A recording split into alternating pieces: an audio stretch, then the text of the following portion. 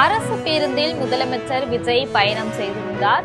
தமிழ்நாட்டின் 7 கோட்டங்களுக்கு 300 புதிய பேருந்துகள் இன்று வழங்கப்பட்டிருக்கின்றன. 300 புதிய பேருந்துகளை முதலமைச்சர் ஜோசப் விஜய் இன்று கொடியசைத்து தொடக்கி வைத்தார். அண்மை செய்தியாக பார்த்து வருகின்றோம். 300 புதிய பேருந்துகளும் பல கோட்டங்களில் இருந்து ஜூன் 22ஆம் நாள் புறப்பட்டு மறுநாள் சென்னைக்கு வந்தடைந்திருந்தது. பல கோட்டங்களிலிருந்தும் டீசல் நிரம்பி ஆள் ஏற்றாமல் அவசரமாக சென்னைக்கு வந்திருந்தன 300 பேருந்துகளும் 3 நாட்களாக சென்னை கிளாம்பாக்கம், கோயம்பேடு பேருந்து நிலையங்கள்ல காத்து நின்றிருந்த நிலையில இன்று பேருந்துகளை கொடியசைத்து துவக்கி வைத்திருக்கிறார் முதலமைச்சர் விஜய்.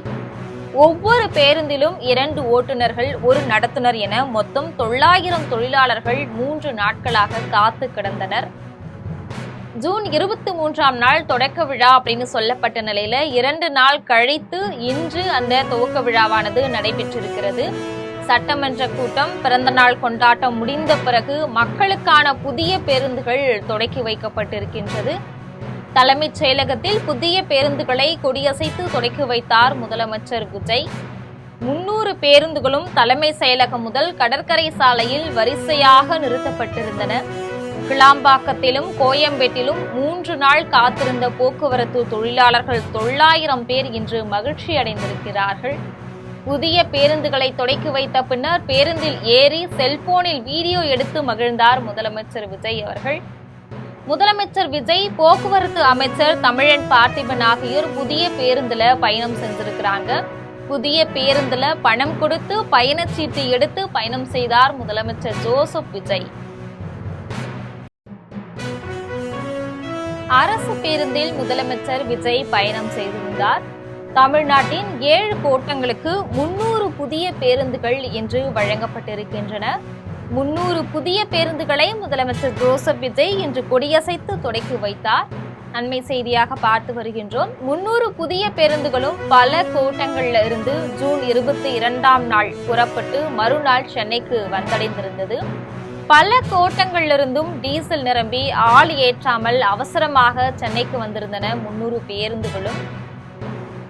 பேருந்துகளும் 3 நாட்களாக சென்னை கிளாம்பாக்கம், கோயம்பேடு பேருந்து நிலையங்கள்ல காத்து நின்றிருந்த நிலையில இன்று பேருந்துகளை கொடியசைத்து துவக்கி வைத்திருக்கிறார் முதலமைச்சர் விஜய்.